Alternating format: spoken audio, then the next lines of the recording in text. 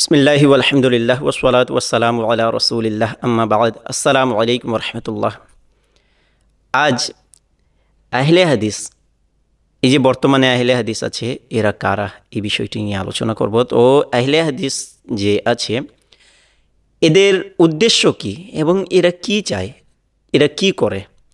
প্রথমত, আহলে হাদিস এদের অনুযায়ী যারা হাদিস বিশারদ বা হাদিসকে অনুসরণ করে তারাই হচ্ছে আহলে হাদিস। কিন্তু বর্তমান সময়ে এটি ভুল। কারণ একজন যে রিক্সা চালক, যে পান বিক্রেতা, পান বিক্রি করে, জুতা সেলাই করে, তারাও আহলে হাদিস হয়ে গেছে। আশ্চর্যের বিষয় হলো এটা। আর আহলে হাদিসের মূল টার্গেট কি জানেন? প্রোপাগান্ডা। এদের মূল টার্গেট হচ্ছে প্রজ্ঞাপন, প্রোপাগান্ডা করা। যেমন যখন সর্বপ্রথমে একেবারে কক বের হয়, তখন এই কক কী করে? কোকাকোলা।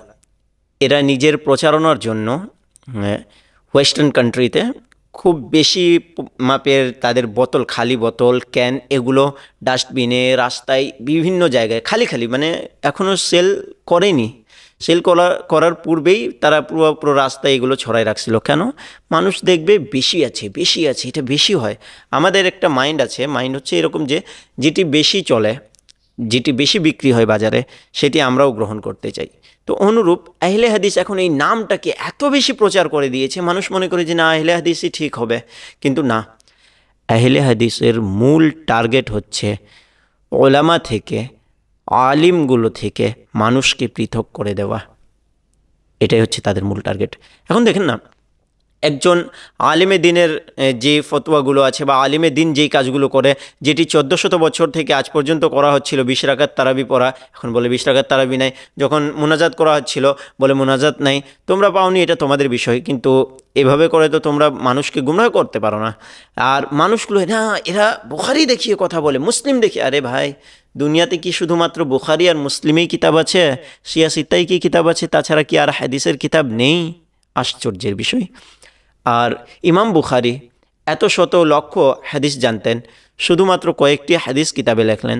তার মানে কি শুধু এই কয়টি হাদিস ঠিক আছে, বাকিগুলো কি মানা যাবে না? না, এটা হতে পারে না। তো এরা এই হাদিসের নাম নিয়ে নিয়ে মানুষকে গুমরাহ করছে। আপনাদের কাছে আমি একটি সাধারণভাবে, আমি নিরপেক্ষভাবে উত্তর দিয়েন যে প্রশ্ন আমার হচ্ছে, একজন বর্তমানে সময়ে যে আহলে হাদিস, এই আহলে হাদিস বলছে এই কাজ করা যাবে না, ইমামে আজম ভুল করেছেন, ইমামে আজমের কথা শোনা যাবে না, এই সেই ইমামে আজমের বিরুদ্ধে হাজারো কথা এর। এখন আমার প্রশ্ন এখানে আপনার কাছে এটাই, ইমামে আজম যিনি সাহাবীর পরেরই তাবেঈন, অর্থাৎ খায়রুল কুরুন, নবী আকরাম সাল্লাল্লাহু আলাইহি ওয়াসাল্লাম বলেছেন 3টি সময়কে খায়র, উত্তমের সময়। একটি হচ্ছে সাহাবাই কেরাম, দ্বিতীয় হচ্ছে তাবেঈন, তৃতীয় হচ্ছে তাবা তাবেঈন। তো এই 3 যুগ, আর এখানেই হচ্ছেন ইমামে আজম। ইমামে আজম তাবেঈ, এত বড় আলেম, তার কথাগুলোকে ভুল বলে এখন প্রচার করছে এই আহলে হাদিসরা। আর আশ্চর্য লাগে, আলেমগুলো থেকে দূর করছে, অথচ নিজে কোরআন তেলাওয়াত জানে না। এখন সাধারণ জনগণের ব্যাপারে আমি বলি যে কমন সেন্স দিয়ে যদি আপনি চিন্তা করেন না, বুঝতে পারবেন আসলে সঠিক কি।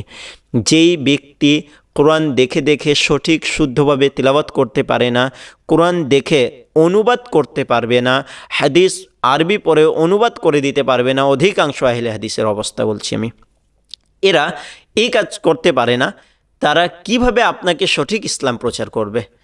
তারা বাংলা অনুবাদ এর উপর ডিপেন্ড করে। তো এরা কিভাবে ইসলাম প্রচার করবে সঠিক?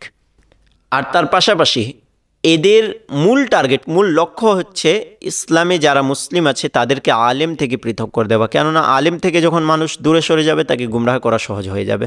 তো এখন আপনি যদি আলেম থেকে দূরে সরে যান, তাহলে আপনাকে গুমরাহ করা সহজ হয়ে যাবে। তাই আমি বলবো, আহলে হাদিসের কেন মানবো আমি? আমার এটাই প্রশ্ন থাকে। ইমামে আজম এত বড় ইমাম হয়ে তাকে বলছো তুমি ভুল করেছেন।